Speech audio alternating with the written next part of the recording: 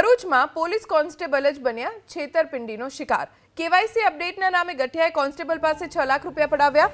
Police હેડક્વાર્ટરમાં ફરજ બજાવતા યોગેશ પટેલ નામના કોન્સ્ટેબલના સેલેરી એકાઉન્ટમાં પર્સનલ લોન ચાલતી ભેજા બાદ ગઠિયાએ કેવાયસી અપડેટ કરવાના નામે બેંક અધિકારીના નામે ફોન કર્યો અને 6 લાખની ટોપઅપ લોન લઈ લીધી। બાદમાં રકમ અલગ અલગ ખાતામાં ટ્રાન્સફર કરાવી લીધી।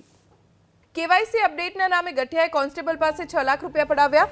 પોલીસ હેડક્વાર્ટરમાં ફરજ બજાવતા યોગેશ પટેલ નામના કોન્સ્ટેબલના સેલેરી એકાઉન્ટમાં પર્સનલ લોન ચાલતી ભેજા બાદ ગઠિયાએ કેવાયસી અપડેટ કરવાના નામે બેંક અધિકારીના નામે ફોન કર્યો અને 6 લાખની ટોપઅપ લોન લઈ લીધી। બાદમાં રકમ અલગ અલગ ખાતામાં ટ્રાન્સફર કરાવી લીધી। વડોદરાથી સમાચાર। કરજણ તાલુકામાં કોલ સેન્ટરનો થયો છે પર્દાફાશ। કરજણના હલદરવા ગામમાં મિની કોલ સેન્ટરનો પર્દાફાશ। શેર બજારમાં રોકાણના નામે રૂપિયા પડાવવાના ખેલનો પર્દાફાશ થયો।